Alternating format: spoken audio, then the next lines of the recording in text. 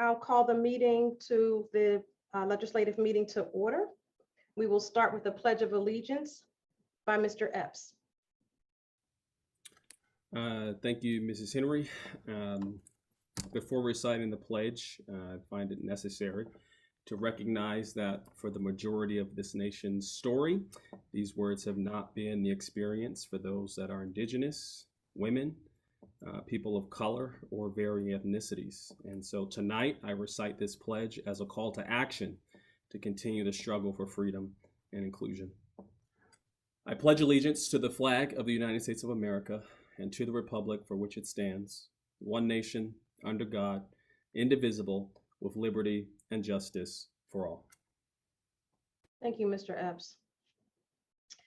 Ms. Harding will provide the roll call for the board. Mr. Burdell Williams, Present. Mr. Cohen, Present. Mr. Epps, Present. Mr. Fishby,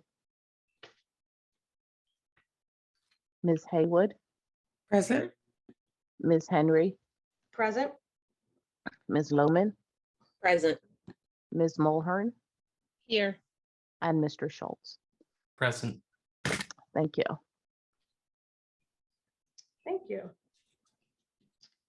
Ms. Leary will provide the student representatives report.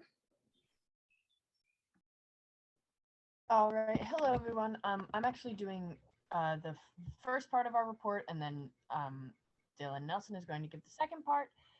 But for tonight, we just have the new council. So the student council has been working over the last few weeks to appoint and elect new members. Our new president, Faith Lamb, couldn't be in attendance tonight, but she will be in attendance for these meetings in the future.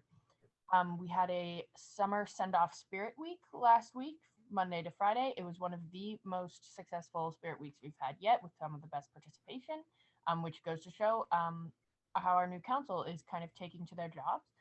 And for the environmental committee, they're trying to find new tactics to implement more environmental studies into the K-12 curriculum and trying to take action for existing unsustainable practices in the high school, like the recycling issue and the lunch trays being styrofoam. And then Dylan, would you like to take over? Yes, I will. Thank you, Sadie. So for this next part of our report, if I'm able to, I would actually have some questions for the board, and they all have to revolve around overall improvement for the high school. So as a liaison committee, one of our liaisons, Emily, who I don't see in the Zoom right now, she has been, and Octavia, who cannot be here tonight, they have participated in the more recent town hall that took place in Cheltenham over, I think, like 2 or 3 weeks ago. And they have both, suggested that there should be like more town halls to facilitate more improvement and feedback for the school and run like clubs, activities, and whatnot. And if I'm able to, and if the board members are able to, I want some board members' opinion on more town halls in CHS, if that is possible.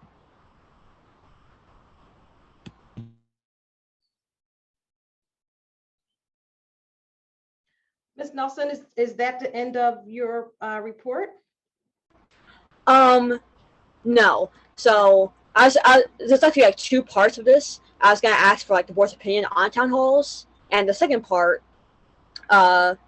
Octavia suggested if board members could possibly walk around CHS to get a feel of the school at a normal regular school day, to perhaps work on more improvements in the high school. And I just want general opinions on those matters. If you can't do it during this Zoom meeting, that's perfectly fine. I don't know if you can reach feedback through email or whatnot, but I just want some board feedback in regards to those items.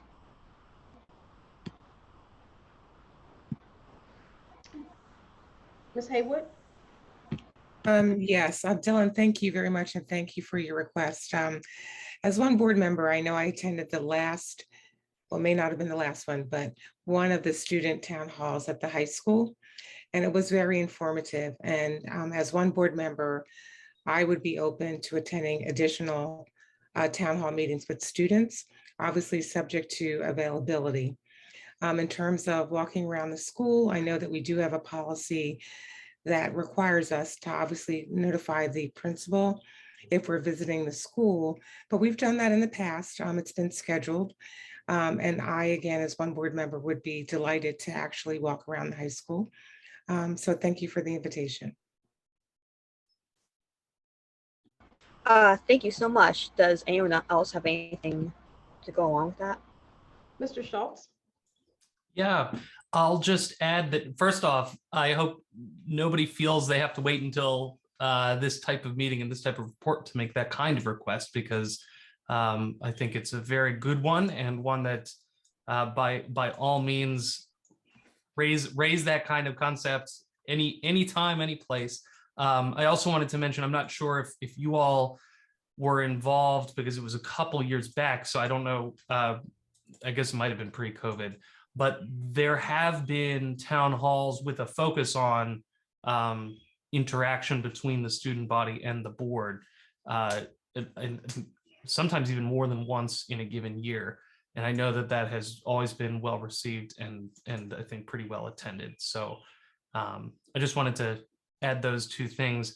My suggestion is that the best place to have the follow-up for this conversation wouldn't be on this legislative meeting, because there's a fair amount of board business that needs to occur, but rather in a coordinating effort between your faculty liaison and the board and administration.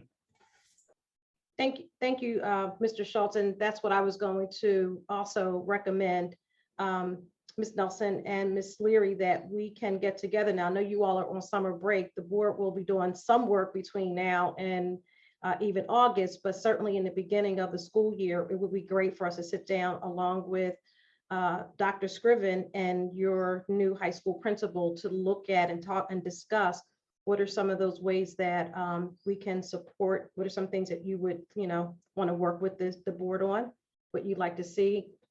For example, the town, maybe town halls, and we can start to work and schedule some of those things. Mr. Cohen? Yes, I just want to briefly respond and address sustainability in the high school cafeteria, and just inform people, including also the representatives from the school student body, that we do have a new vendor provider of food services in the school district, and a big part of their proposal was sustainability. So I'm trusting that they'll follow through on that, and that the administration will also work with the new operator for food services. And my hope and expectation is there should be a meaningful improvement in sustainability, especially materials that are being utilized throughout cafeterias in the school district. Thank you. Thank you, Mr. Cohen. And Ms. Nelson, Ms. Leary, is there any more business that you want to share with the board during this meeting? Other than that, our report is over unless anyone else has anything to add. Thank you so much for your report, and have a great summer also. For the president's report, I'd like to read a resolution that supports action and legislation to improve the safety in our schools. And so community members reached out to us about this resolution, which they felt was very important for the board to create and communicate to our community in terms of how we do support gun legislation and action to improve safety in our schools. So I'm going to take a moment to read this resolution. This is on the agenda, will be on the agenda later on for us to approve the resolution. The Board of Directors of the Cheltenham School District on this day, June 14, 2022. Whereas schools are places of learning, providing the foundation for a successful life, and whereas students, teachers, and staff deserve a place for learning, teaching, and exploration, free from threats of gun violence. Our schools should be sanctuaries, and our resources and energy should be focused on administering a quality, equitable education to every child. Whereas Cheltenham School District has adopted policies that strictly prohibit weapons, including but not limited to guns, in our school district and at school-sponsored events. Whereas due to the continuing epidemic of gun violence in our nation's schools, and on the heels of the May 24th, 2022 attack at the Robb Elementary School in Uvalde, Texas, we join in for the call to end gun violence in our schools and communities. Whereas we support proven measures to reduce and deter incidents of gun violence in our schools and communities, including secure gun storage practices as an effective safe strategy, among other common sense policies to keep schools, students, and staff safe. Whereas across the country, lawmakers, community members, and local leaders are working to implement public awareness campaigns which encourage secure gun storage practices and highlight the public safety risks of unsecured guns. Whereas we recognize and support the students in Cheltenham who have activated, organized, and engaged in a call to Cheltenham School District to improve their safety by requesting that the district proactively send materials home to parents and guardians, informing them of applicable firearm storage laws and firearm secure storage practices. Whereas, as a board, we will provide oversight and working to ensure that Cheltenham School District facilities provide safe and healthy environments for students, teachers, other staff, and visitors to our building. Now, therefore, be it resolved that the superintendent will send an appropriate letter to parents and guardians, reminding them of our policy prohibiting guns on school property and school-sponsored events that explains the importance of secure gun storage to protect minors from accessing firearms and includes resources and information to help families obtain secure gun storage. Be it further resolved that in order for our schools to be safe havens, free from threats of gun violence, that the Board of Directors of the Cheltenham School District call upon Congress and the Pennsylvania General Assembly to create and implement research-based regulations on the sale and secure possession of guns that will reduce gun violence. Thank you, and that concludes my report. Dr. Scriven will provide a superintendent's report. Next. So thank you, Madam Chair, Vice Chair, Board Directors. It's my charge to present this evening the superintendent's report for June 14th, 2022. And this is a perfect segue as you go to the next slide.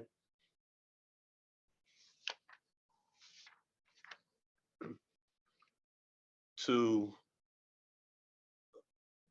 take a moment of silence with respect to Christopher Menners, who was a 2019 graduate of Cheltenham High School, who tragically lost his life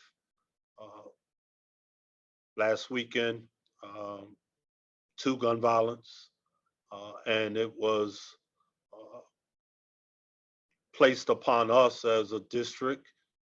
Just take a moment to let his family know that they are in our thoughts and prayers, and to pay reverence to a life that was ended way too short. So if you could please join me for a moment of silence, it would be appreciated.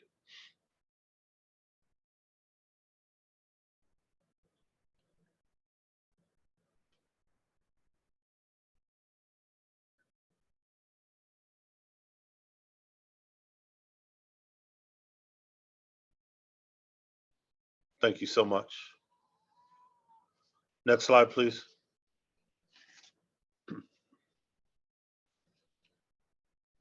Just really wanted to thank the board, the faculty and staff of Cheltenham High School. Again, like I said, this is a end of the year celebratory report.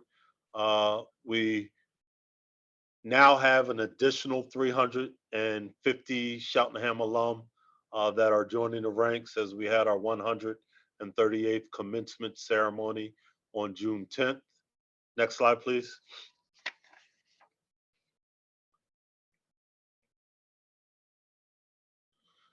CBK had their move up ceremony. We only have one graduation, and I love the district. They recognize that, and that happens when you do graduate from your senior year. Want to give Principal Metcalf and his team just kudos on just an awesome end of the year celebration for the 8th graders who will be rising as 9th graders to Cheltenham High School. Next slide.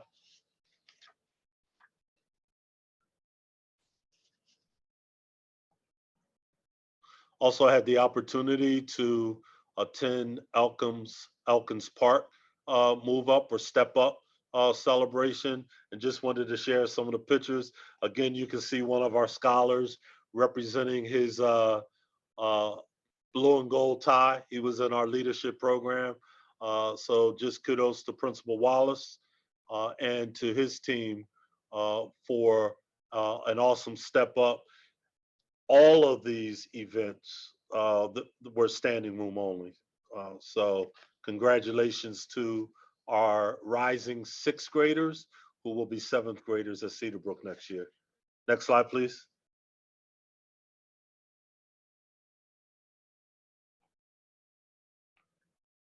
And we always like to bundle our elementaries, but they are 4 very unique schools that all had outstanding closing step up, move up celebrations. Principal Lido admires Dr. Clark, Principal Clark at Wincode, and Principal Robinson at Glenside, and of course, Principal Perez at Cheltenham. The unique traditions at each of these schools, the message which I brought to family and staff was just really taking those unique experiences, individuals still continuing to cultivate their individuality, but doing it as a unit, as one, as all these 4th graders step up to the 5th grade at Elkins Park. Next slide, please.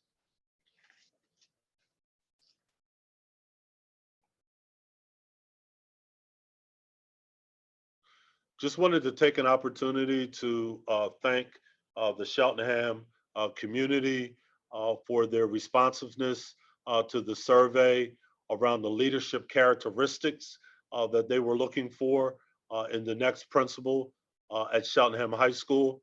We had a total of 650 individuals that responded. Our parent and guardians, as you can see, were 398. Followed by 132 students, 97 faculty staff, and 23 community members without children in the district. So very resounding feedback that resulted in a couple key characteristics that we definitely feel that the individual that is being recommended to the board this evening embodies. Individuals wanted to see someone that advocates for students and for staff, someone who is consistent and fair, someone that cultivates an environment of respect, someone who establishes high expectations for both students and staff, and someone who is a good communicator, listener, and is transparent. So I just wanted to give you those updates. Wanted to let you know that upon board approval this evening that there will be a correspondence going out to the community at large with more information around the recommended candidate. Next slide, please.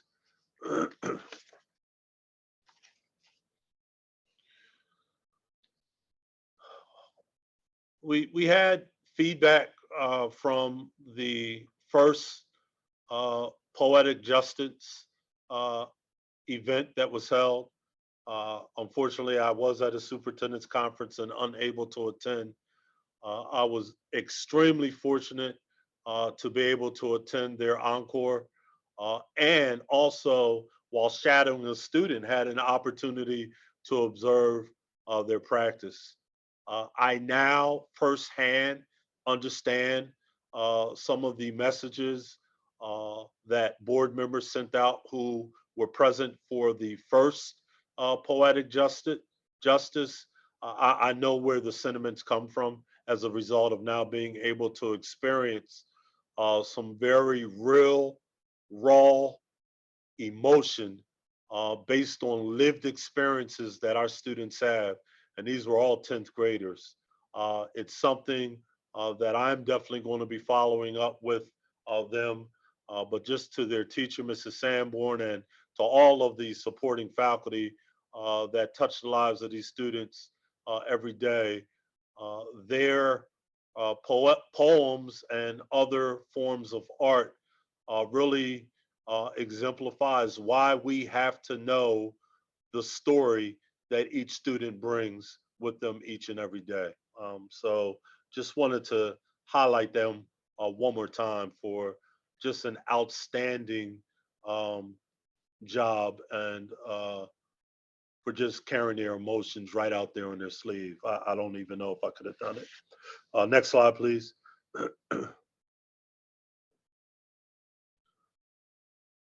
In terms of good news corner, and apologize, I've been fighting ailment for the last couple of weeks. I just wanted to recognize and shout out all 4 of our elementary schools. And, you know, it's easy to just see the heading that all elementary schools reach fidelity to tier 1 PBIS. I want you guys to understand that this is a 15-step process. This is something that takes the commitment of each and every individual, both faculty, staff, and students at every one of our elementaries.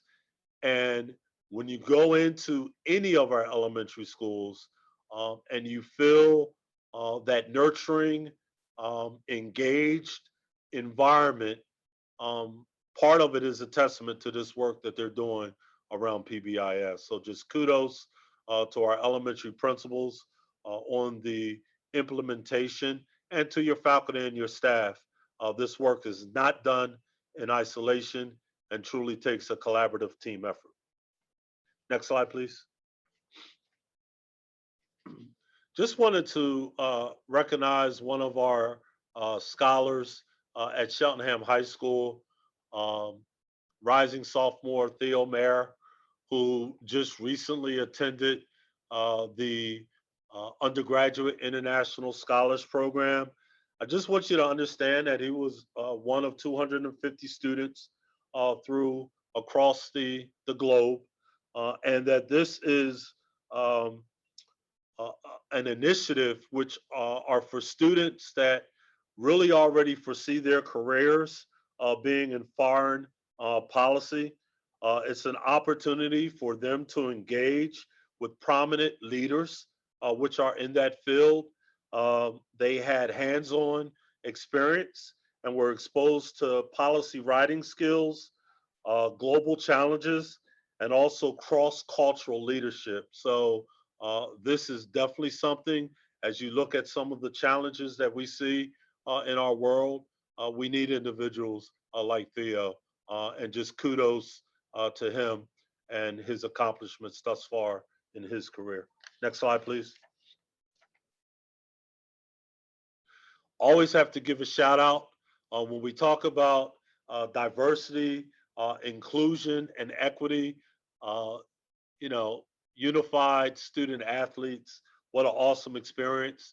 So these are our general ed students, along with some of our life skills students, or skills for life, let me be correct, in terms of the program that participated in a recent track event at Hatboro Horsham. It was well attended. They represented us well. I wish you could see the picture a little bit, but this is really what we represent as a district and what makes us so rich in what we do. Next slide, please. And finally, I just wanted to really just say thank you to our faculty and to our staff for bringing closure with our 2021-2022 school year. Even though we are not having our end of year celebration, we've opted to pivot and go a different direction for this year only. I just wanted to recognize the work that everyone has done, encourage you to unplug, rejuvenate, and have a great summer. And Madam Chair, that will bring closure to my superintendent report for this evening. Thank you. Thank you, Dr. Scriven. Next, we will move on to our solicitor's report by Mr. Diazio. Yes, thank you, and good evening, everyone. For the solicitor's report this evening, I do have a Sunshine Act announcement. And the announcement this evening is that the board met in executive session on Thursday, June 2nd, 2022, in an executive session. And the topic of that executive session was ongoing litigation involving the construction at Cedarbrook Middle School. In addition to that, I just want to note that there is an item on the consent agenda that was added to the agenda early this morning. And as a result of the recent amendments to the Sunshine Act, the board will need to take formal action to actually amend the agenda to include that item. And that item is the third amendment to the transportation contract between Cheltenham School District and Cheltenham Transportation. In the most recent version of the agenda that got posted, that item was just an oversight that item did not make it onto the final agenda. So at this time, if I could prompt the board for a motion to amend tonight's consent agenda to include approval of the third amendment to the transportation contract between Cheltenham School District and Cheltenham Transportation. In anticipation of the board vote this evening, that document has been posted to the agenda and is available to the public. So moved. Second. Ms. Henry, you can call for the vote. All in favor, say aye. Aye. Aye. Any opposed, say nay. And the motion carries to add that included in the agenda. All right, so no additional action will be needed from the board when we get to the consent agenda, because that item is now officially included on the consent agenda for approval. So thank you. That concludes my report. Thank you, Mr. Diazio. We now have public comments on agenda items only. And for those who are in Zoom, you can use the raise hand function within the platform, and you will be given speaker privileges. For those who do not have access to Zoom, you can submit your questions via CSD board meeting comments@cheltenham.org. And so I see that there is one hand raised.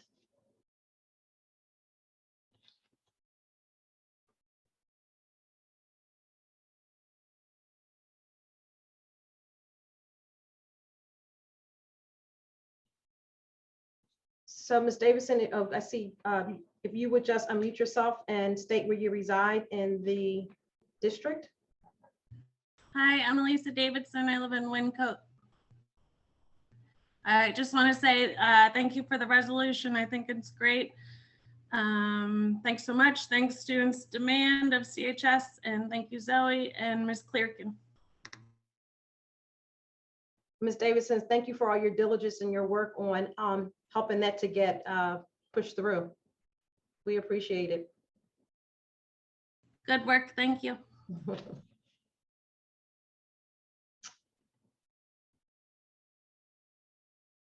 Are there, I don't see any other hands raised, and I don't know if anything came through. Nothing has come through yet, Ms. Henry. Okay. All right, we'll move on to the approval of minutes. Can I have a motion to approve the minutes from May 10th and May 24th, 2022? So moved, Jennifer Loman. I second that, Julie Haywood. Thank you, Ms. Loman and Ms. Haywood. All in favor, say aye. Aye. Aye. Any opposed, say no. And I am an aye, so the motion carries. Mr. Schultz will provide for the committee reports our financial affairs report. Thank you. Is there background noise through? Okay, thank you. Somebody started mowing the lawn right as I unmuted. So I am here to present the Financial Affairs Committee report. Financial Affairs Committee met on the evening of June 7th via Zoom. Following roll call and approval of minutes, there were several agenda items discussed. The first was an update of the current year's budget 2021 to 2022. Then there was a review of the proposed final budget of 2022-2023. That's next year, and that will be voted on this evening. Then there was discussion of the student activity accounts final reconciliation, followed by a discussion of the transportation contract, which is also being voted on this evening in the consent agenda. There's then an update regarding lunch prices for next year, which are the same as lunch prices were this year, but with a slight caveat that the National School Lunch Waiver Program is ending at the end of this month. And that means that families who are not enrolled or eligible for the free and reduced lunch program will, starting next year, begin paying for lunches again. Those prices are posted as part of the consent agenda this evening. There was also a presentation, an update on the demographic study contract, which is being voted on this evening, and then a brief overview of several agenda items for this evening. Folks can view the presentation, which has a lot of detail, and I didn't want to try to capture every detail, but I do want to talk about some brief highlights. First is that the proposed budget this evening reflects a increase in taxes of 1.6%. And some might hear increase in taxes and think the story ends there, but that is actually a huge accomplishment that reflects not just months of work, but I would say years of work to get the district to a point where several years ago we were facing a multi-million-dollar deficit, to the point where we could increase taxes at less than half of the Act 1 index. So I just want to thank administration, past and present, particularly present, for the diligence and effort involved in identifying additional revenues through local sources, in identifying costs and efficiencies in the way we are delivering our program, so that we can meet the needs of our taxpayers while also meeting the needs of our students and our school community.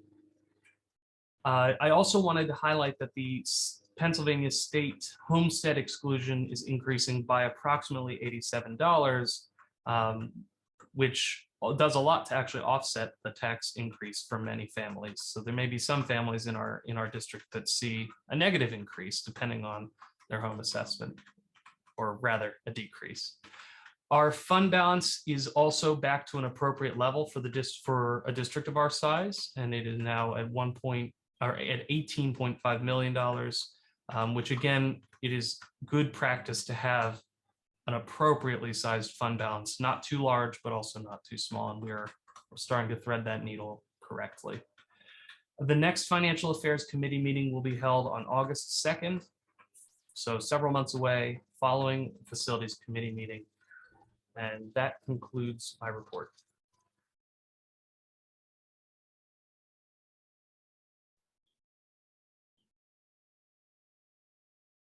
Okay, Educational Affairs, Ms. Mulhern. Yes, thank you, Ms. Henry. The last Educational Affairs Committee meeting was held via Zoom on Wednesday, May 18th. The presentation and the video recording can be found on the Education Department's page of the district's website.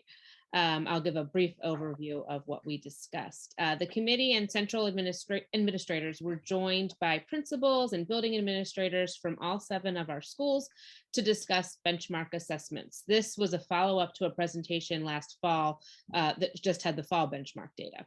Benchmarks are both an assessment device and a learning tool for our faculty and our principals. The school district began benchmarking back in the fall of 2016. The goal was made clear to all of us so that we kind of were all on the same page what the goal of benchmarking is, and it is to identify students' academic strengths and weaknesses and use that information to guide future instruction and support student outcomes on summative assessments. Grades 1 and 2 utilize Linkit for their benchmark assessments, while 3 to 12 now use classroom diagnostic tools. Each principal presented a comparison of fall to spring benchmark assessment data, and they shared root causes, their school priorities, and desired outcomes as we all look forward to the next academic year. I found it very helpful to hear from each building leader about what tools seem to be working and, kind of what they'd like to add and where they'd like to go this next year. The presentation is full of data from each school for anyone that's interested in diving a little bit deeper. And the final Educational Affairs Committee for the 2021-2022 school year is next Tuesday, June 21st, 7 p.m. via Zoom. And that concludes my report. Thank you, Ms. Mulhern. Eastern Center for Arts and Technology, Mr. Burdell Williams. Thank you, Ms. Henry. Give me a second. My computer went into sleep mode. Pulling up my report here. Good evening, everyone. The May Eastern Center for Arts and Technology Joint Operating Committee meeting was held virtually on Wednesday, May 11th. We did not discuss any items that require board approval, but I do have a few key topics that I want to share with the board and community. First, which is always the leading topic for the Joint Operating Committee, Kayla Boyle, a Lower Moreland senior in the Robotic and Automated Technology program, was honored as the May Student of the Month. Kayla is participating in a paid internship currently at SP Industries, where she's working on fans, motors, capacitors, and more. After graduating, Kayla plans to attend West Texas A&M University for engineering. The JOC approved a number of items, notably the summer interns for maintenance and electrical work, as well as cosmetology. Both of these programs in particular highlight a very exciting aspect of the career and technical education experience, where students are approved to work a combined 360 hours over the summer on a variety of maintenance related and electrical items at Eastern, alongside already trained electricians and maintenance staff, as well as our summer cosmetology program, which enables our students to work toward their 1,500 hour of credit, which goes toward their career and technical education licensure for cosmetology. The Joint Operating Committee also recognized one of our teachers. Always very exciting when any school district or program is recognized regionally. And Mr. Michael Refsnyder, who is the one of our new teachers in the Robotic and Automated Technology program, was named the Region 1 Association for Career and Technical Education New Teacher of the Year. And just a very brief little bit of information about that. The award in particular recognizes new CTE teachers who have made significant contributions toward innovative and unique career and technical education programs and have shown a professional commitment early in their careers. This honor is given to only one teacher in all of Region 1, which consists of Pennsylvania, Washington, D.C., Massachusetts, Connecticut, Delaware, Maryland, Maine, Michigan, New Hampshire, New Jersey, New York, Ohio, Rhode Island, Vermont, and West Virginia. So again, very proud for Mr. Ref Snyder already for the things that he's doing. And excuse me, I think I mentioned that he was with the robotic and automated technology program. That was incorrect. He's actually in the networking and cybersecurity program at Eastern. The JOC approved the receipt of donations of 6 bumpers from Al's Auto Inc. and also an entire car, a 2020 Subaru Outback MG2 from America Inc. by way of Subaru University. Both of these donations will be used in the automotive technology and collision repair program. Most notably that Subaru Outback has, made a trip around to different career and technical education schools, and again is essentially used as a means by which to get real hands-on experience with a very new, modern vehicle, which certainly helps our students as they work toward looking for experiences in the real world. Lastly, again, the notable topic was that the JOC approved an upgrade to the paint booth and mixing room for our automotive technology and collision repair technology program. The cost of that upgrade is $164,662. This upgrade will bring better ventilation as well as more modern equipment for our students to utilize while not only mixing paint, but also while utilizing the sprayers in our paint booth. A full brief that covers the finite details of the JOC meeting can be found on Eastern's website at eastern.org/JOC. Next month's meeting will actually be held tomorrow, Wednesday, June 15th at 8 p.m. And our meetings for the Joint Operating Committee will continue to be virtual for the remainder of the school year. However, I am expecting some conversation tomorrow at tomorrow's JOC meeting around how we plan to move forward from there. And that concludes my report. Thank you. Thank you, Mr. Burdell Williams. MCIU report, Ms. Lohman. Thank you, Ms. Henry. The Montgomery County Intermediate Unit Board met on May 25th, 2022 via Zoom. The IU conducted its annual retirement appreciation celebration to recognize the accomplishments and years of service for this year's 12 retirees from the IU. The board received a program highlight from the Head Start Director and the Family and Community Partnership Supervisor in the Office of Early Learning, who presented an overview of the MCIU Head Start program. Dr. Regina Speaker, the MCIU's Executive Director, gave an update and shared that the MCIU leadership team participated in the PAIU Day on the Hill on May 24th to advocate for increased attention and financial support for early intervention programming. And that, and then the IU board went on to approve a variety of contracts and agreements. I'll just highlight a few of them. The board approved the collective bargaining unit agreement with the MCIU Education Association for the period of July 1st, 2022 through June 30th, 2025. The board approved contract agreements with the following schools for participation in the Montgomery Virtual Program MVP for the 2022-2023 school year: Souderton Charter School Collaborative, Colonial School District, Marion Mercer Academy, and Norristown Area School District. The MCIU board approved the 2020-23 student accident and football insurance, transportation contractors, and a variety of other services through the IU.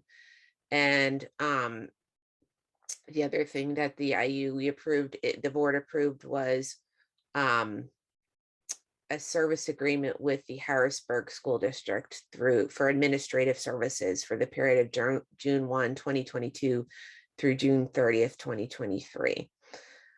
The next MCIU board meeting will be, I believe, but hybrid will be, this time it will be over Zoom and in person at 6:45 p.m. on Wednesday, June 22nd, 2022. This ends my report. Thank you, Ms. Lohman.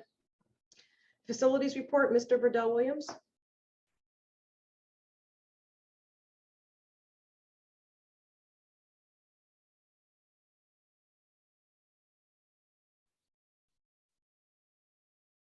I think we might have lost Mr. Verdell Williams for a minute. I'm going to move on to the liaison group and oh, there he is. Mr. Verdell Williams, you're up next for the facilities report. Yeah, I was doing some sneezing and nose blowing. Excuse me. I want everybody to see that. I'm kind of glad that we're on Zoom because I'm hearing a lot of stuff like that happening, and a lot of people seem to be. Yeah, exactly. There's a lot of allergies. I definitely cut my grass yesterday and got beat up pretty bad by my allergies. So just to carry on, thank you. First of all, the May Facilities Committee, the June Facilities Committee meeting was held virtually on Tuesday, June 7th, 2022. At the meeting, Mr. Holman shared updates regarding ongoing and completed projects across the district. A few key topics that were discussed during the meeting. First, Mr. Holman shared positive reflection on the community cleanup and block party sponsored by UPG on May 21st.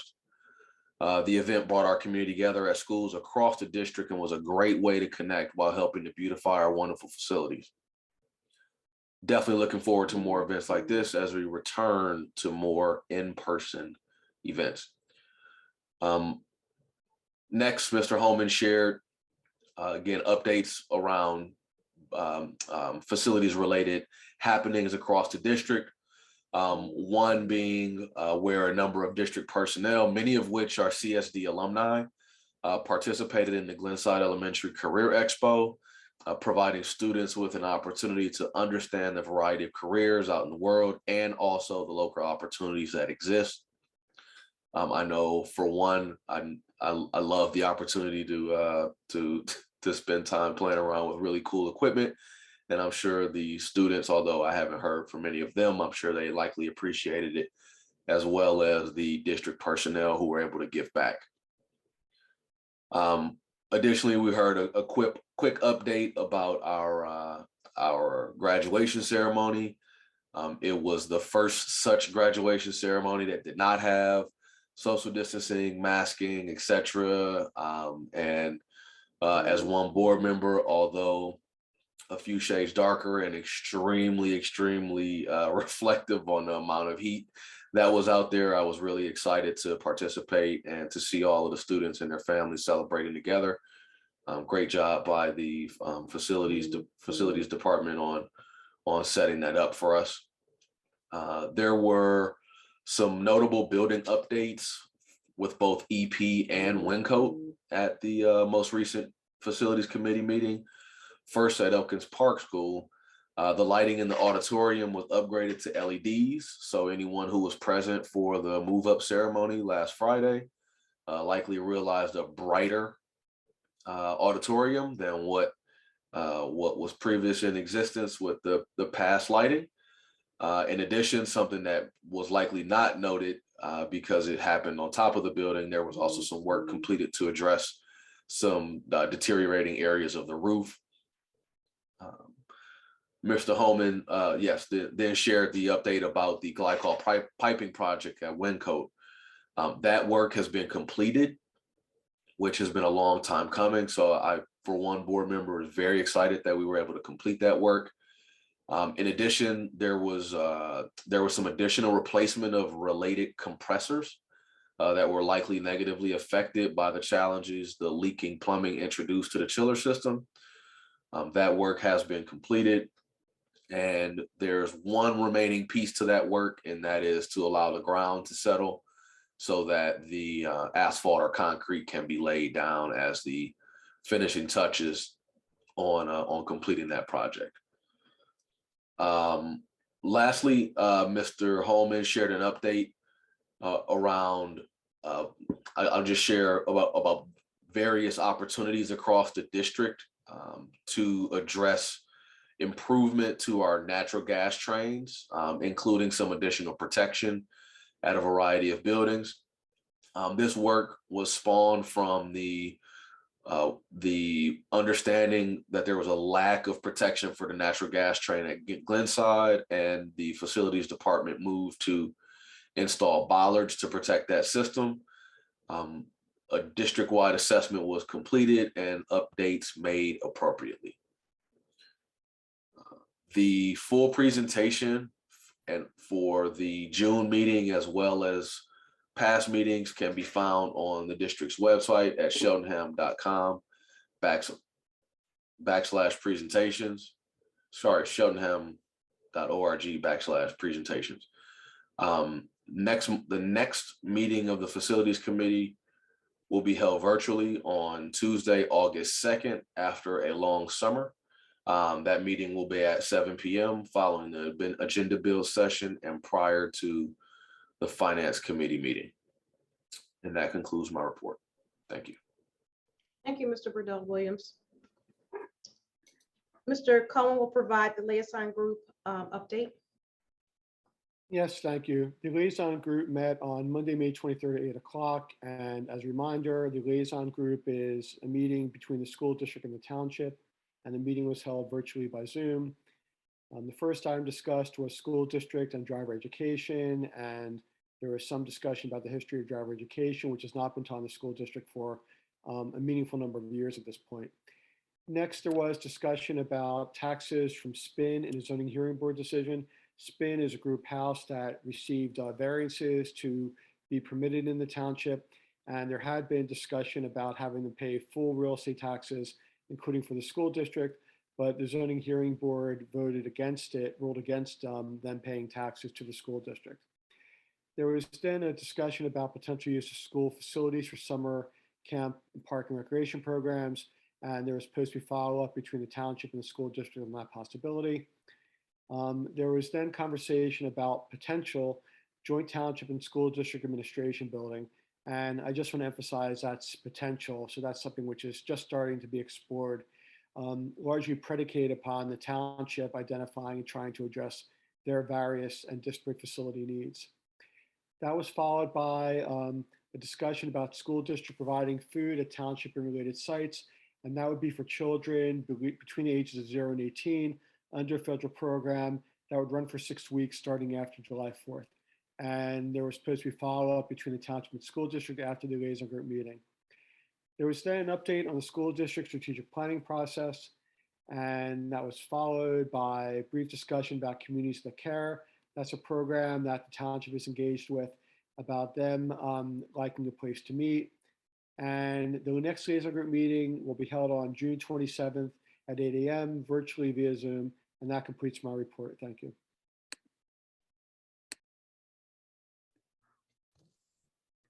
Thank you, Mr. Cohen. Policy Committee report, Ms. Haywood. Thank you, Ms. Henry.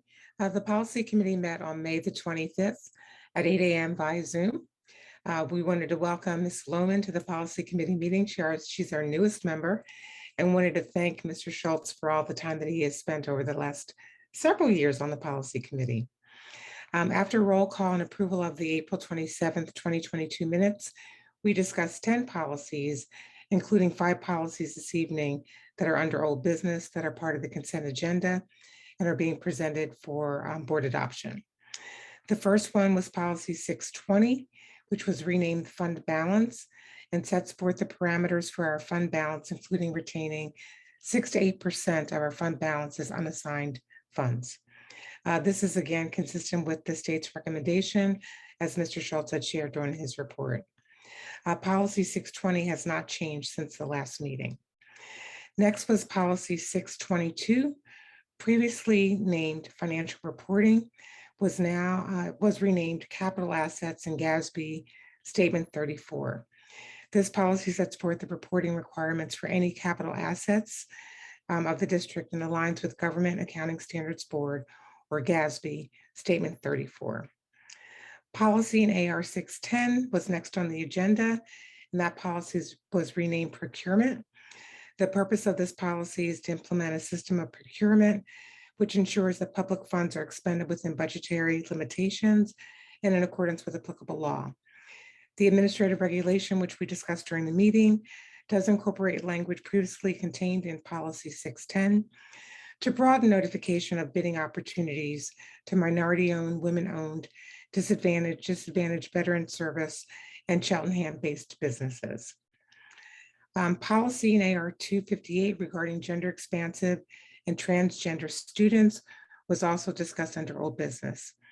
In light of recent court challenges, the board reviewed this policy to ensure its compliance with applicable law and to ensure that we continue to provide equal opportunities for all students, regardless of their gender, gender identity, and gender expression. Since the last meeting, there were minor changes made to policy 258 to cross-reference student records, our student records policy, and to ensure our policy protects the rights of, again, it's in compliance with our student records policy.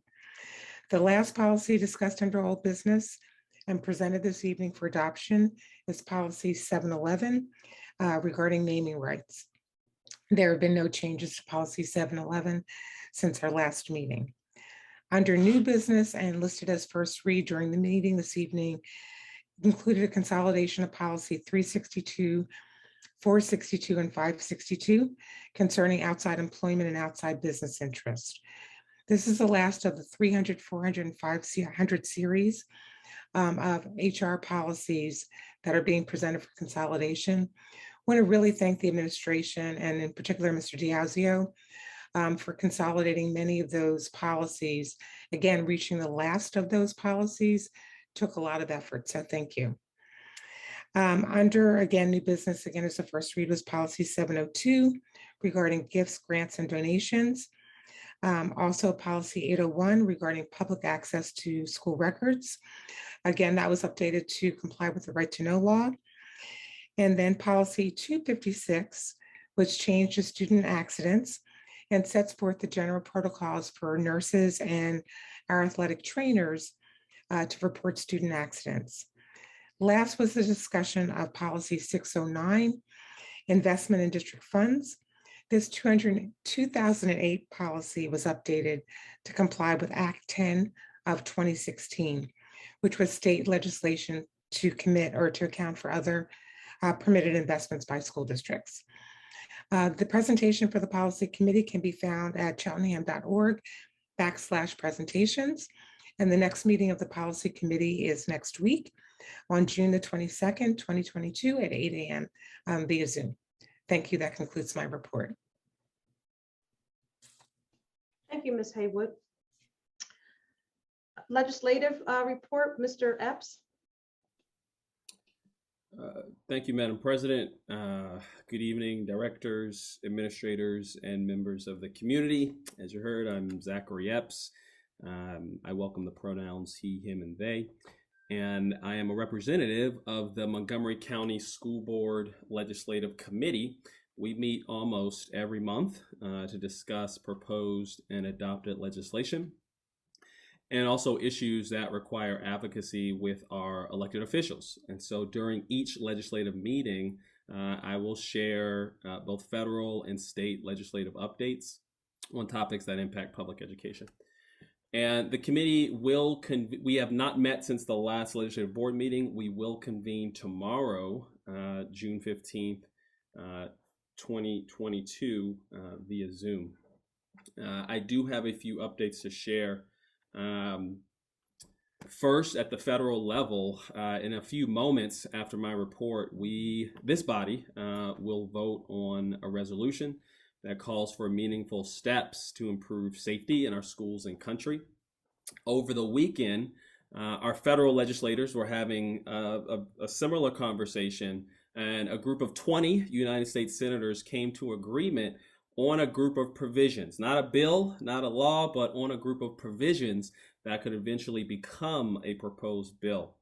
And given the action that we're taking later tonight, I felt it might be apropos to share that tonight.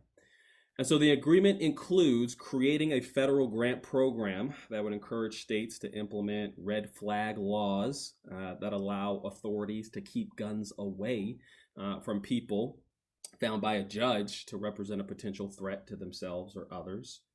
It includes federal criminal background checks for any gun buyer under the age of 21.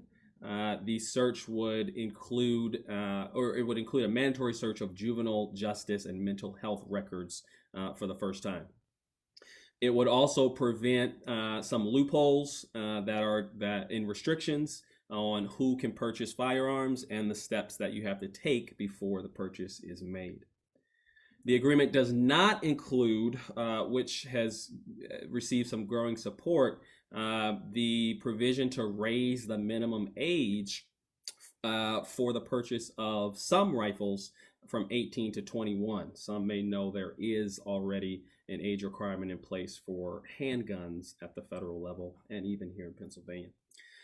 It also does not address a ban on certain weapons that were made for the military and not civilians. And so as that conversation continues, I am reminded, and I'm going to share a link, that ultimately it is the members of the community that sort of get some of the final say. And so we're certainly being encouraged to let your voices be heard on, as we know, this issue directly affects our education system here in Cheltenham. And so I'm posting a link in the chat. You can click on this link to find the contact information for our elected officials and other officials at the federal level who are certainly making some decisions on this issue. Moving to the updates from the Commonwealth, we are just weeks away. Mr. Linderman reminds us that June 30th, right? June 30th is the date that the state comes to agreement on the budget, or has to come to agreement on the budget. And so within the next few weeks, we will learn what that agreement is. And so although we have a very closed process, we have a closed budget process here in Pennsylvania, there is news and updates that trickles out. And so we've heard proposals that include raising the minimum wage in Pennsylvania. We've heard a proposal that includes historic investments in education.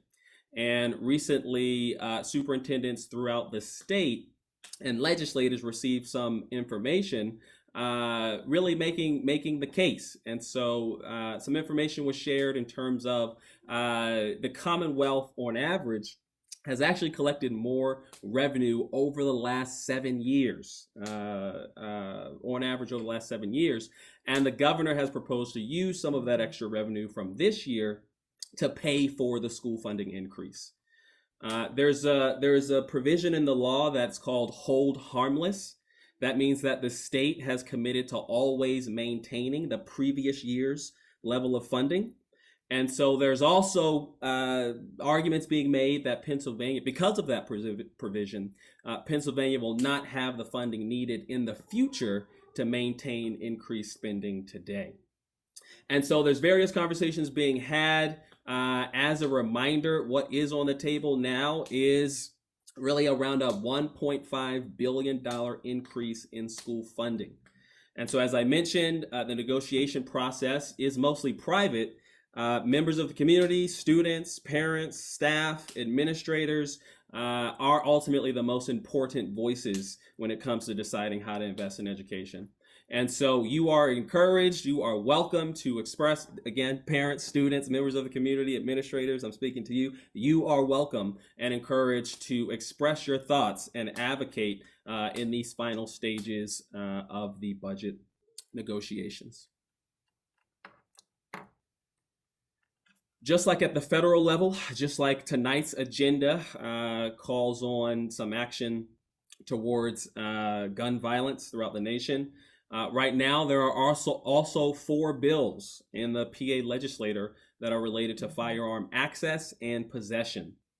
Right here in the state of Pennsylvania, the 4 bills would include a red flag law. I mentioned a little before what that does in terms of the ability for judges to put an order to remove guns from those who are making threats towards others. A ban on assault weapons or those military grade weapons. Currently, Pennsylvania does not have a ban on any type of weapon that can be purchased. It would also allow governments to pass their own gun laws. We know that there's some localities that want to do that throughout the state. Currently, they are unable to. Last but not least, there's a bill that would require gun owners to store their firearms with a lock or in a safe when not in use. We certainly, as we heard a little earlier, this body will call on other decision makers to take action around all four of these pieces of legislation. Unfortunately, right, the reality is there's some political maneuvering right now that is really in the least pushing back the date for when some official votes will be taken on these proposals. And so just as students have advocated for this body to take action, I implore you to continue advocating at every level, especially the state and federal level, different levels of decision making. Last month, I reported on a bill named the Protect Women's Sports Act. It would require schools and colleges to designate any competitive activity as a competition for males, men, or boys, or female, women, or girls. As the proposed legislation reads, athletic teams or sports designated for females, women, or girls may not be open to students of the male sex. And so the bill passed the House of Representatives. It then moved on to the Senate, where it was assigned to a committee, and it was approved. It has moved out of the State Senate Education Committee and will move forward to its really final piece of consideration before the Senate. If the Senate approves this bill, the governor has already committed and pledged to veto this bill. Our state representatives, Senator Art Haywood, State Rep Nelson, have repeatedly voted against this bill. And further, as I mentioned, the Cheltenham School District, as our board will take action on adopting policy number 258. Mrs. Haywood just made mention of that. And it really calls on us to continue creating inclusive environments in all of our schools that welcome and nurture all students, no matter the differences in our identities. And so, again, I have posted a link in the chat. This is a number of issues, some directly related to what happens in the classroom, some more related to what's happening in our larger community and in our classrooms. At the end of the day, you by students, parents, community members, you are the boss, and you certainly have various means to show us, your elected officials, how you want the direction of our community and the direction of our country. And so that concludes my report for tonight. As a reminder, the committee will convene again tomorrow, June 15th. Thank you, Mr. Epps, for that report. Before we go on to the approval of agenda items, we did receive an email for public comment. Mr. Diazio was going to read that into the record. Yes, thank you. The public comment comes from Lisa Hesbacher from Wyncote, and the comment reads, "Good evening, everyone. I have several questions regarding the comprehensive three-year plan, which is part of tonight's consent agenda. Number one, it was the understanding of several members of the parent groups who actively participated in the comprehensive planning committee meetings that the completed comprehensive plan, including the special education comprehensive three-year plan, would be shared with the public during this evening's June 14th, 2022 legislative school board meeting. This was also stated in administration's slide deck timeline presented at the April 26, 2022 education affairs meeting. Can someone explain why the final plan is not being presented to the public tonight and instead has been moved to a consent agenda item for approval? Number two, how does our district self-monitor and report against the goals stated in the previous three-year plan, both for the comprehensive plan and the special ed plan? And that concludes the comment. Thank you. Thank you, Mr. Diazio.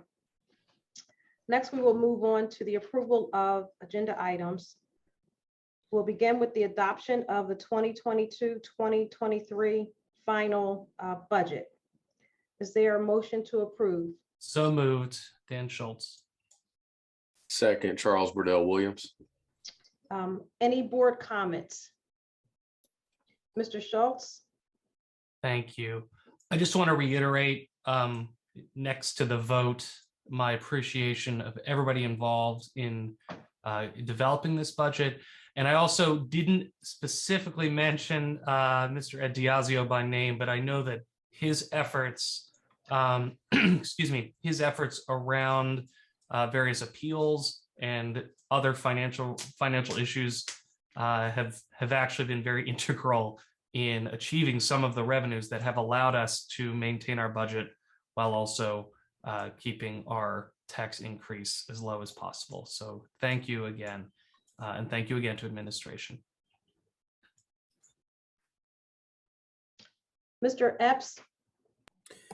Yeah, I'd like to continue that because as a newly elected member of this body, this is the first budget that I will have the honor of voting on. And the number one question that we received, or that I received over the campaign trail, was, what are you going to do about my taxes? Honestly, whether they one way or another. And so I do, to Mr. Schultz's comments, that we are fiscal stewards of the funds. And this is, I sincerely appreciate everything that has gone into this moment that really sets us up to continue, really being strategic about the investments that we can make in our schools and those that support our schools. Thank you, Mr. Epps. Mr. Cohen? Yes, and I just want to thank Mr. Linderman and the team in his office for his diligence and good work on the budget, and also associated thank him for his longer tenure than I think he anticipated with the school district and his good work in helping to stabilize the office and also the other work he did when he was here. So thank you very much. And Ms. Haywood? Yes, I just wanted to briefly again thank the administration and staff, including Mr. Linderman, working on the budget. I also wanted to thank the board for asking really good questions along the way. So we ended up with a budget that again is below the Act 1 index, remarkably below the Act 1 index, and also does not require us to use any fund balance this year. Again, I think that's really important. That allows us to retain an amount in our fund balance that is consistent with the state recommended requirements. And it also allows us to basically know, as again, fiscal stewards, we're responsibly using our funds wisely. As we go forward, I'd like us to continue looking at our budget as a way to make sure that we are aligning with our priorities from a student level and focus. But I'm very pleased with what we're proposing this evening. Thank you. Thank you. And seeing there are no other board comments, I'm going to take this vote by individual voice vote. And I'll start in the order that I see board members on the screen. Mr. Cohen? Aye. Ms. Mulhern? Aye. Ms. Haywood? Aye. Mr. Epps? Aye. Mr. Schultz? Aye. Mr. Burdell Williams? Aye. Ms. Lohman? Aye. Making sure I didn't miss anybody, and I am an aye. The motion carries.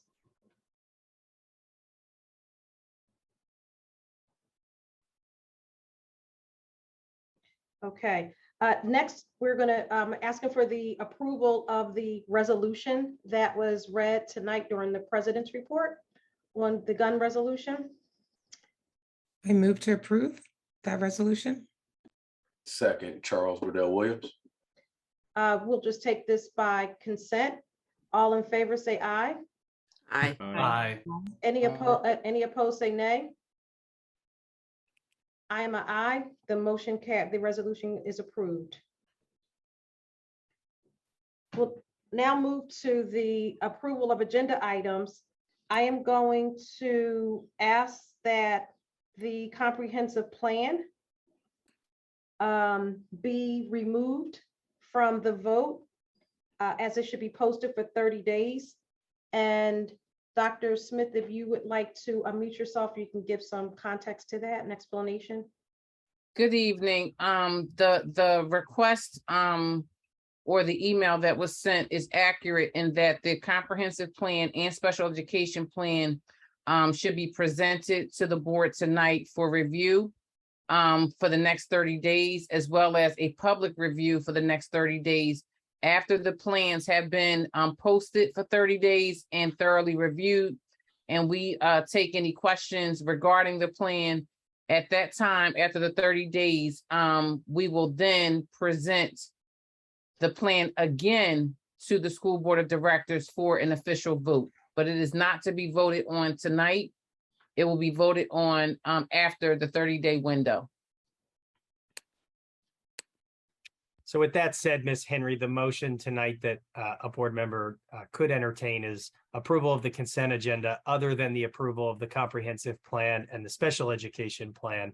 And the minutes can reflect that that item has been removed from the board vote this evening. Thank you, Mr. Diazio. Ms. Haywood, I see your hand is raised. Yes, I'm sorry, Ms. Henry. I know that we've already approved the board resolution, but I think it's really important to acknowledge the work that the Students Demand Action led by Zoe and Ms. Clearkin have done on this issue and bringing this issue forward for the board's consideration.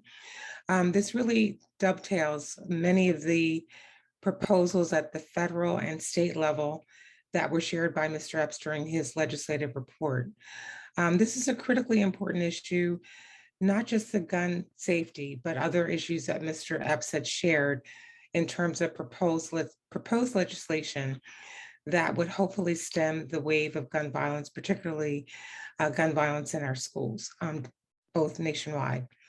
I just wanted to acknowledge that because I think it's really important for the community to appreciate that this issue was also brought to us directly by a community member initially, and also specifically by a student in our high school. So thank you.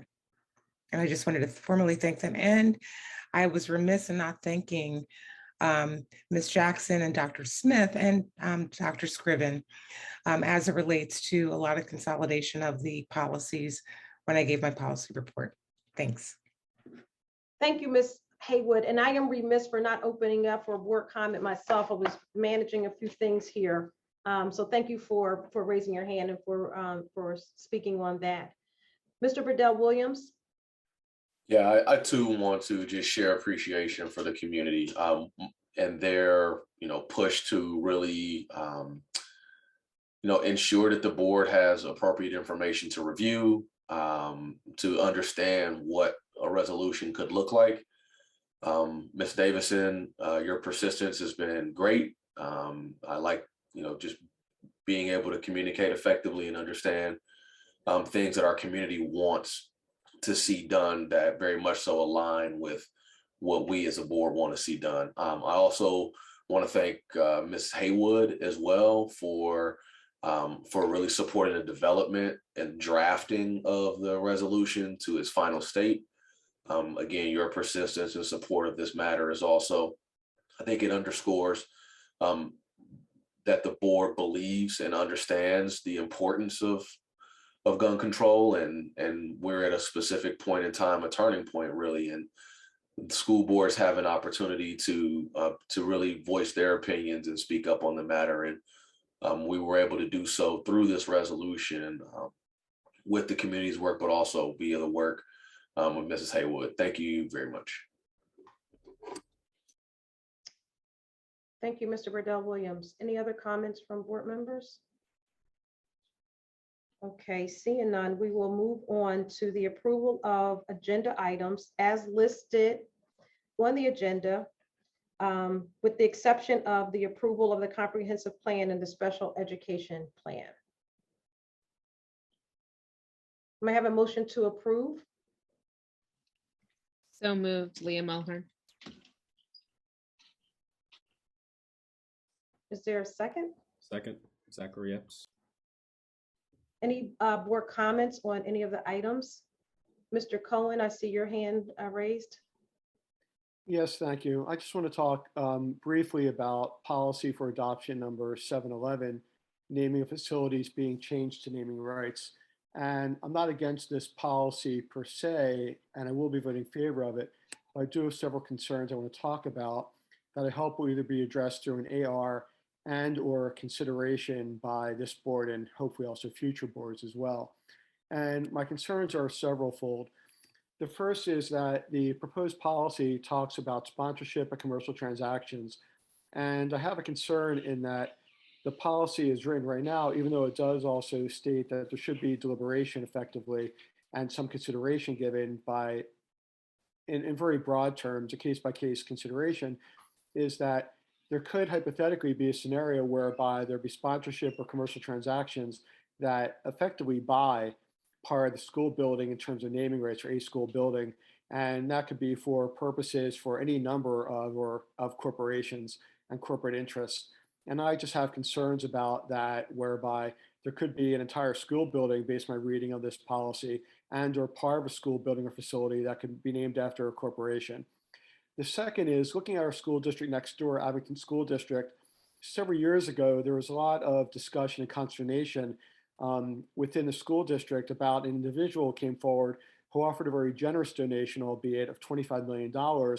And at the time, it was to rename the entire school, high school, after this individual making the donation. And there was actually a vote, I believe, that was either held or at least on an agenda for that item. And it later wound up being that part of the high school is renamed after this living individual. So my concern there is having an individual, albeit with possibly in full or part good intentions, buying the school building in full in terms of naming rights or in part. And my last issue is that the school district could undersell itself in terms of renaming parts of a school building. And not that financial considerations based on last year's comment should be the be-all end-all for reasoning for renaming part or all of a school building, but I think it should be a factor. And there could be a part of the school building because there are no guidelines here, or there is no also proposed AR for ranges or dollar amounts or other financial factors. There could be an underselling of the school district in terms of a full building or part of a building by selling it for sponsorship or commercial transactions or other purposes that is a rate which is too low and leaving money on the table.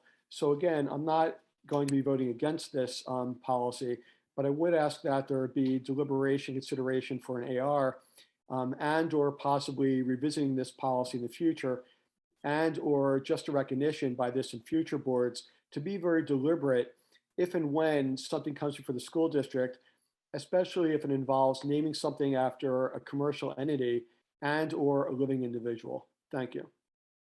Thank you, Mr. Cohen. Mr. Schultz? Thank you. I just wanted to welcome the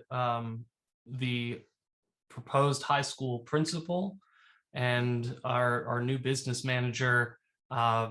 Very excited to have you both, and looking forward to getting to know you better over working together over the years.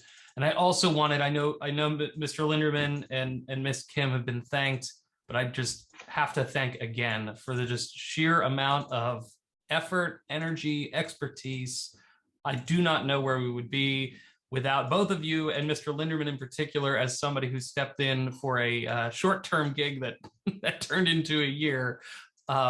Just so grateful for your service and your and everything you brought. So thank you. Ms. Haywood? Yes, on a different note. I just had a couple of questions in terms of the consent agenda. One was for the MCPC enrollment study. The date states that it was created on June the 3rd, 2021, and that may need to be corrected. I don't think it was developed. It may have been developed last year, but I know that it wasn't presented to us until very recently. And I think that's on one of the attachments. And then just a question in terms of the approval of proposals for the Penn Literacy Network and the Residence Educational Consulting, just whether any of that is being funded by ESSER 2 or ESSER 3 funds. Yes, ma'am, that is correct. Okay.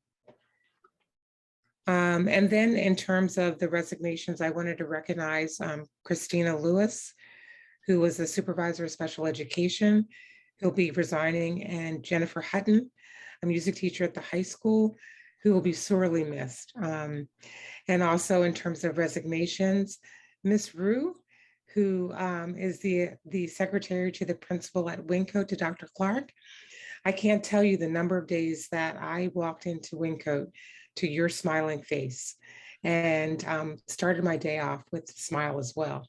So I wanted to thank you for your 39 years of service and wishing you so much grace and love and enjoyment in your retirement. Thank you. Thank you, Ms. Haywood. Ms. Lohman?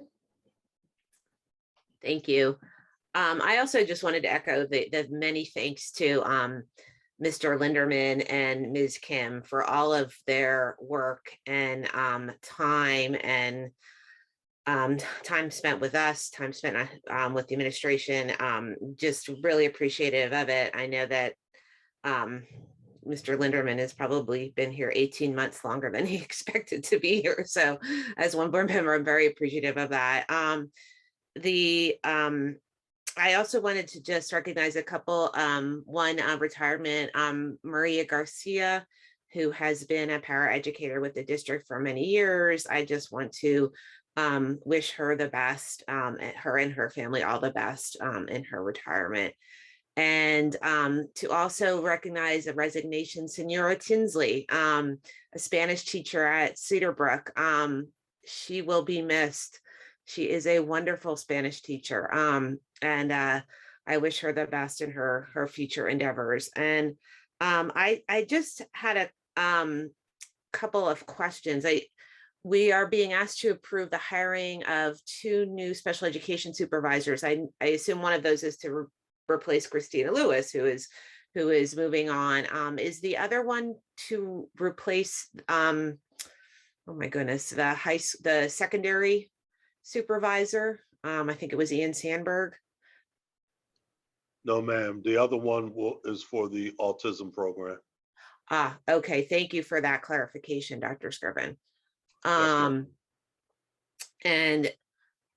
the only other kind of comment I had was also about the Penn Literacy Network. I'm really excited to see that we're going to be working with them. And I as one board member, hope that we can get kind of an update on how things are going with them, maybe at an affairs committee meeting or something like that, because I think that's can be a really positive thing for our district. Will do.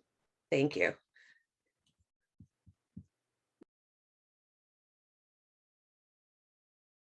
Ms. Mulhern? Thank you, Ms. Henry. Like so many others, I am excited about all of these new hires, especially some of our key administrators. And Chuck, Mr. Linderman, I hope you get to go to Aruba again soon and really relax, not worrying about our budget cycle or anything. Thank you for your help and for helping a new board member really understand how all of this works. I want to note that I'm excited to see, I know it's all business as usual, but all of the planning for the summer. I also know this is the last day of school, so we don't want to think about summer, but summer programming will be upon us. So I'm excited to see all of those plans for all of those scholars that I know will really benefit from what we have to offer. And lastly, I just wanted to acknowledge some of the retirements. 3 of them are from Wingcote, which is where I have spent 8 of the last 8 years of my life and 2 more to go. Ms. Avila, our library assistant, knows every kid, just the sweetest, kindest woman, and always there to help a child to the bookshelf to find what they need, and just be a warm face. And also stepped in a lot last year during virtual learning when our librarian was being used in other ways. So kudos to her. And I know I talked to her today and she is looking forward to some beach time. Ms. Perry, one of our kindergarten aides, happened to be the aide for 2 of my children. Again, just a lovely kindergarten assistant, and I wish her the best as she gets to enjoy her, I think it's 9 or 10 grandchildren. And lastly, Julie already mentioned, but Mrs. Kathy Rue, who has worked for the school district for 39 years, which I won't say how old I was when Mrs. Rue started working in the school district, but she really is that smiling face when you walk into Wyncote, ready to help get you where you need to go. And she, as a PTO president, she was always a huge support, always helping us to get us what we needed and to make our events and our programs successful, so that, the students and the teachers could benefit. So I just wanted to wish all of them well, and Wyncote will miss them. Thank you. Thank you. Just two comments is, Chuck, thank you so much for all the work you did. And Ms. Kim, I want people to realize that you're staying with us. You're not going anywhere. So I just want to make sure that that's clear. We're so happy for the work that you did. You really helped things down, and we are happy that you are continuing to remain here and to support Cheltenham. Also, I want to acknowledge, now I will not butcher the family's name. I tried to pronounce it in my head several times. It doesn't come out the same way anytime. So, but that I want to acknowledge the acceptance of the donation to the Glenside Elementary School from the family. You can read it in the agenda. Can I help with that one, Pam? It's Batty and Sela. I will tell you, none of them came out like that. None of the pronunciations sounded anything like that. Thank you, Ms. Loman. Okay, seeing that there are no other comments, we will go on to do a vote on this. All in favor? Aye. Aye. And any opposed, say nay. I'm an aye, the motion carries. Now let me go through all my papers I can get to. So next we have public comments on non-agenda items. For attendees, you can raise your hand in the Zoom chat, the ones that are on Zoom. For members who are not, you can submit an email at csdboardmeetingcomments@cheltenham.org.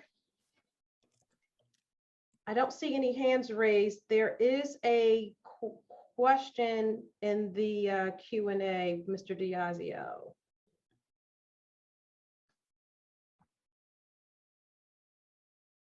Yes, so the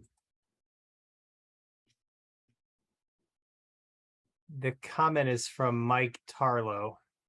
Mr. Tarlow, can you also state where you reside in the community, in the district?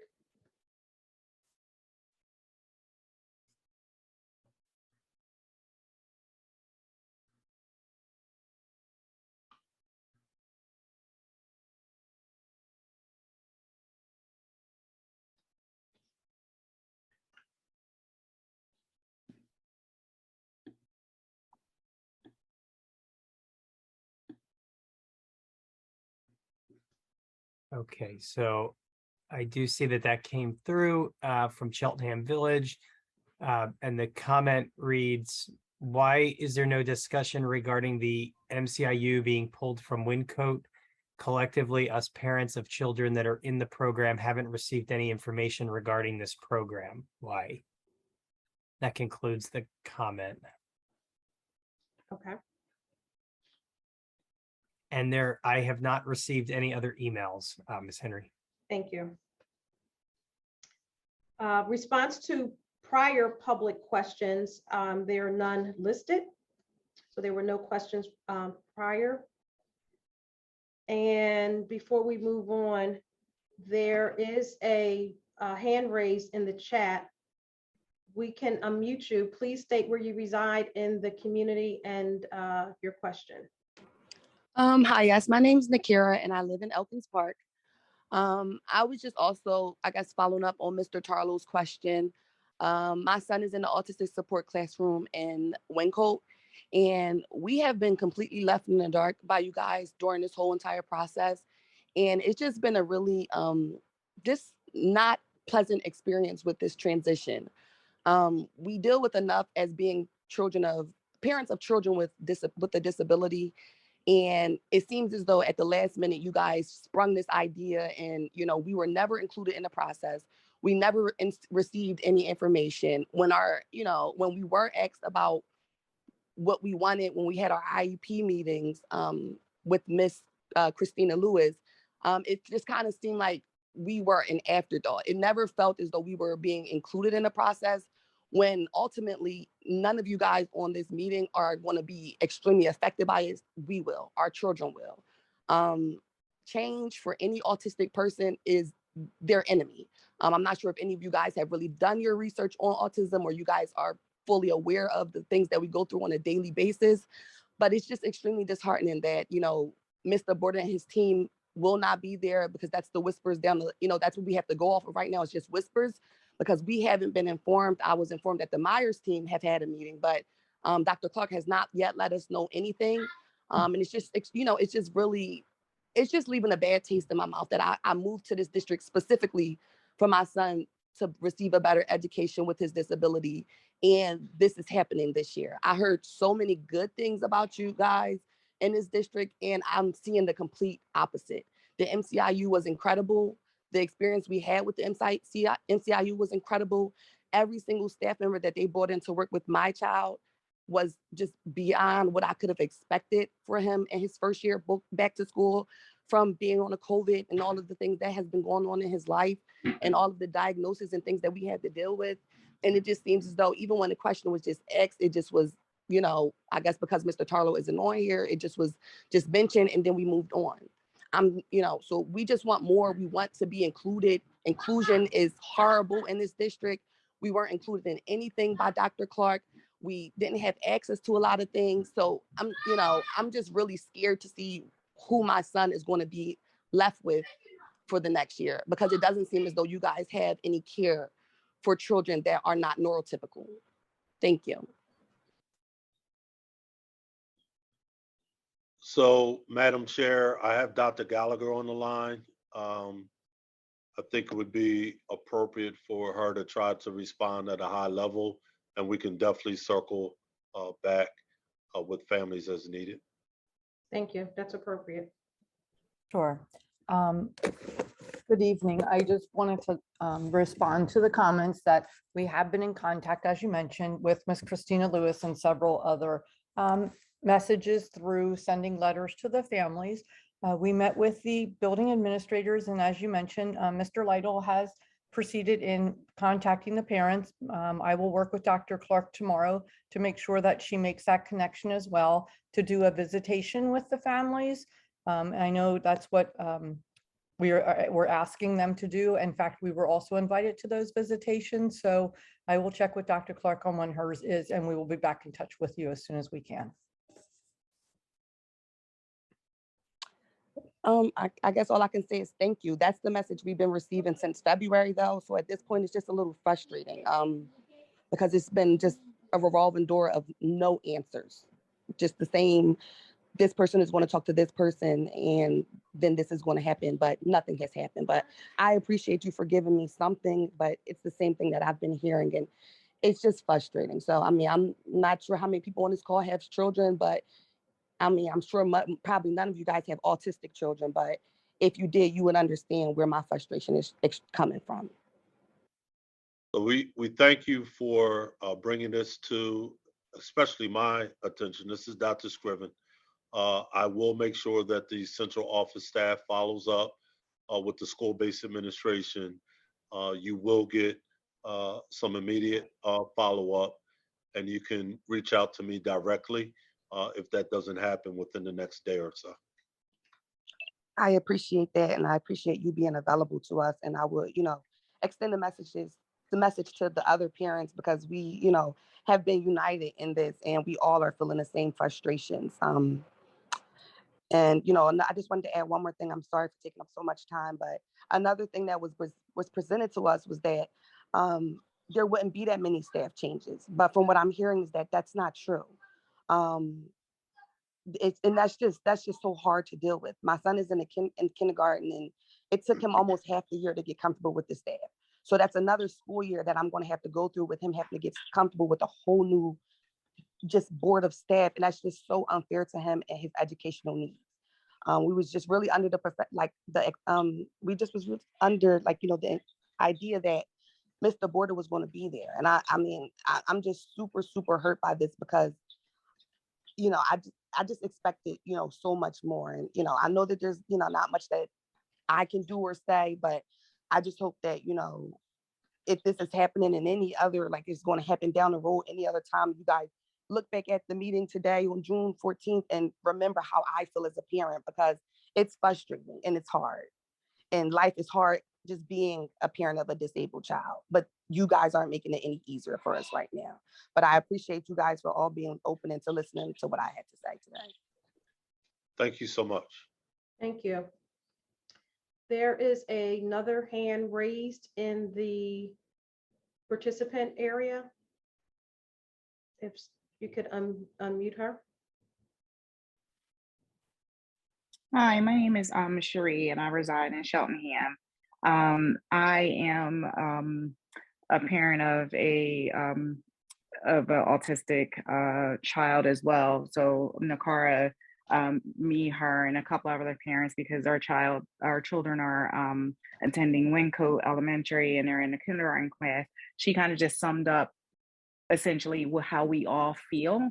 And when we heard about this initially, it was a board meeting that was happening in February.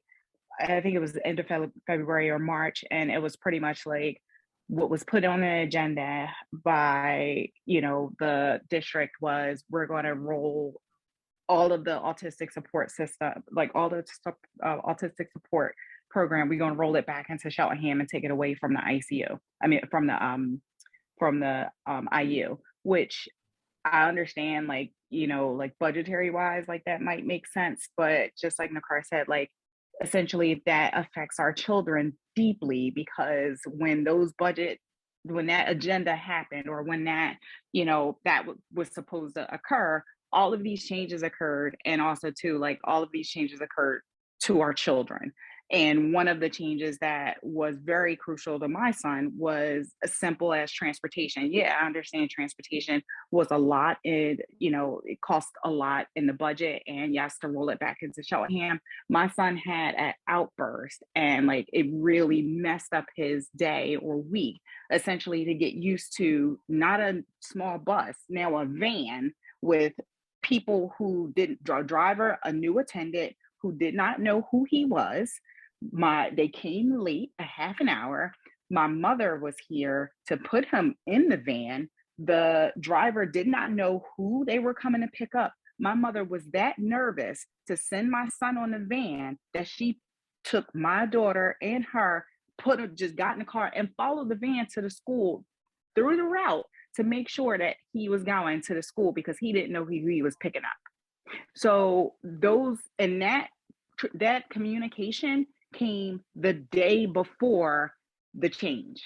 So in autism, again, it's all about prepping and it's all about transitions. So they have issues with transitioning. So we couldn't even transition, or we couldn't even prep. And also too, the school, the IU, they had Mr. Borda didn't know his attendance, his aides didn't know in the class, his personal aide didn't know. So nobody was made aware of any of these changes that is a big change that's important. Yes, it seems like a small change, but in the lives of these children, all of these small changes are huge changes. So for us who can adapt, it's not that big of a deal. But for these children who really have an issue with the adaptation, it's big. So when we don't, as parents, when we're not being communicated to, we can't communicate to these little people who are really having issues and really like showing emotional issues and behavioral issues and anxiety and depression and things, where these small changes to us, they're, again, like we can't prep them for this. So I understand like budget has to, like, again, we're all trying to save money. We're all trying to, cut, spending and all of this stuff or whatever, but nobody had a conversation with the parents to essentially say like, okay, is this worth it? Is this going to be, is this a worth it budget cut? Or where can we change this budget to make sense to these children and not disrupt all of these things that we were told that wasn't necessarily going to be disrupted? Just like Nakar said, we were told that, oh yes, like we're going to retain most of the staff that was, that was what was preached, but that's not necessarily the case. So we're losing our teachers, we're losing our staff. We don't have all staff put in place. We were told that we were supposed to have a staff meeting, a meet and greet today. We had no communication of it. Of course, no meet and greet happened, but also too, there was no communication went out to go out to say, okay, we're still looking for staff. The meet and greet has been pushed back to whatever date, or we're going to do it at this time. We've got no communication whatsoever. And this is very frustrating and it is very challenging. And especially like, as Nakara said, like we have so many other things on our plate with children with disabilities and with autism to manage. And now, like, again, which in education is a huge part of that. And we have this like big up, like just this turnaround. I mean, it's very frustrating. It's very disheartening. And again, like, I mean, like we've all heard like Cheltenham has like a great, autistic support program and yada, yada, yada. But at this point, and it's not seeming like that. And I'm really frustrated about that piece. So Ms. Pinckney, I'm going to afford you the same opportunity. You guys now have a direct connect to me as superintendent.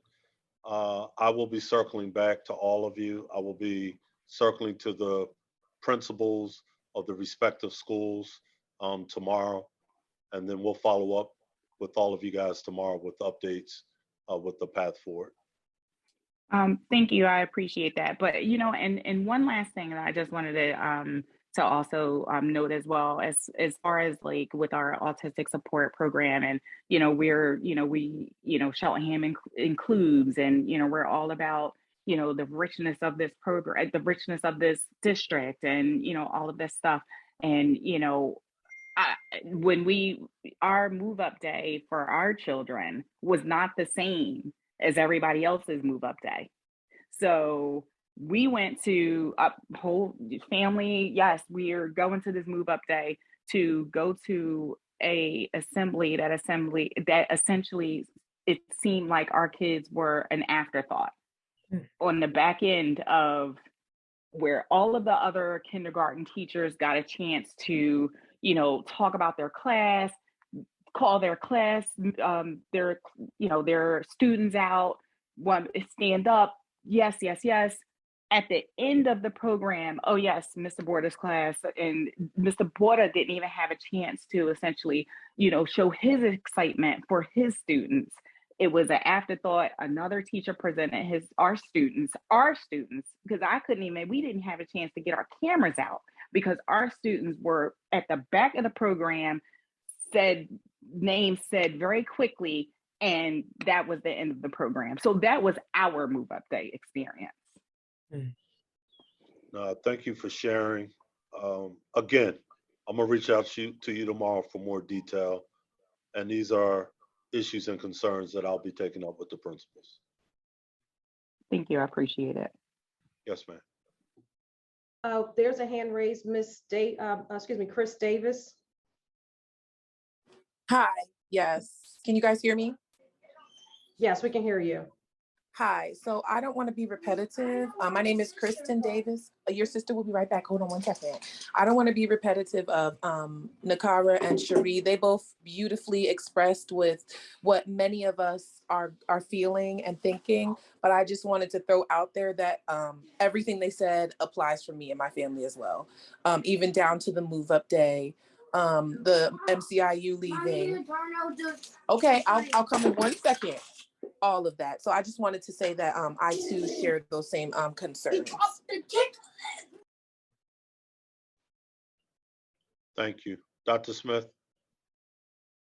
Good evening again. I just wanted to point out and thank the parent. First of all, I want to thank the parents for their comments and bringing the concerns to our attention.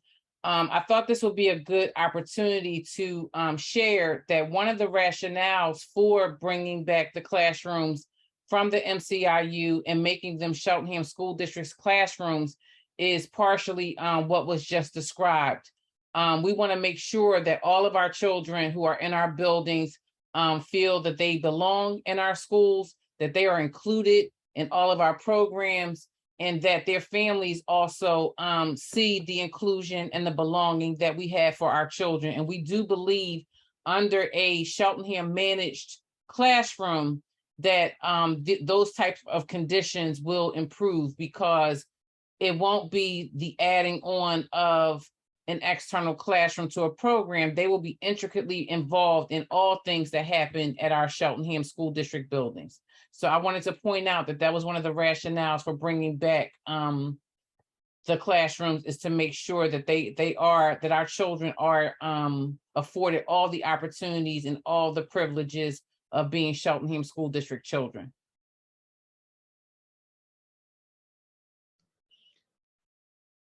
Thank you, Dr. Smith.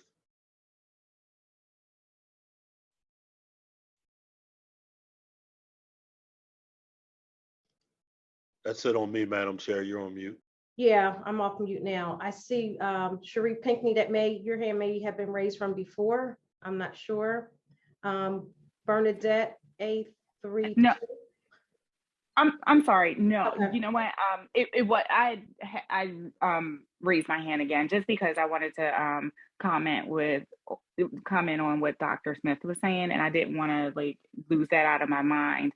Just because I understand that had been the rationale told to us as far as like why Cheltenham was trying to bring back or take over the MCIU and like take over the autistic support programs, just because of inclusion, and they wanted to make sure that our children were included and not necessarily in a separate entity.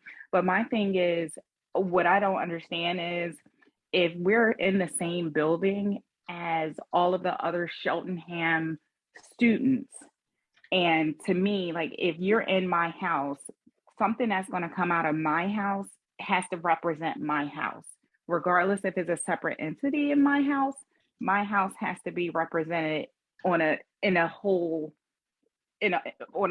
front. So to me, I think that I have to see it to believe it, because my thing is, if that was something coming from inside a Cheltenham district school, I could see if this was at the IU's main campus, but this was in the school and the children were not included. How can we do that? How can we represent, or how could that have happened when this was actually in our building? If it was away outside of the building, something different. But we're in the building and it still happened. So I am still a little nervous to see where the inclusion's coming from, because my thing is, if we're in the same building and this still was separated like this, how do I trust that when we all are quote unquote, I guess, like under the same umbrella, that we're still going to be under the same umbrella? Because to me, we're under the same roof and it still was separate. Ms. Pinckney, I agree with you 100%. And I'm not going to defend why the students weren't included even in the model that we're in now. My position is, with the classrooms being a part of the school building, the thought is that we would have more contact with the adults who are responsible for the children, and the level of belonging and inclusion will increase. But I agree with you, what took place is not acceptable. But the hope is that with the classrooms joining the Cheltenham School District officially, that this will help to stave off this from happening in the future. But you're right, it should not have happened at all in any of our buildings. No, I really hope so. I mean, because from what I saw, I mean, like, again, this was huge for us, and what I saw and what I'm hearing was what's supposed to be done, and what everybody's, goal is for autistic support is inclusion. It definitely didn't happen, and it made me sad, and it still makes me very sad, because essentially, like, we want our children, we're trying to always fight for inclusion, and essentially, like, we came to this district thinking that we were going to be included, and we were in the school thinking that we were going to be included, and like it still didn't happen. So I hope in the future and going forward that that really is going to happen. So there's a commitment from this administrative team and Dr. Scriven to follow up with each of you. We've heard you. We've heard you very loud. This is, you know, has been said, something that is not an experience that any of our scholars should have, and that's going to be addressed. So thank you for sharing your information with us tonight. While we wish it didn't happen, we do appreciate that you did bring it to the attention so that it can be fixed. With that, I am going to share the future meetings, which are as listed on the agenda, and make a motion to adjourn the meeting.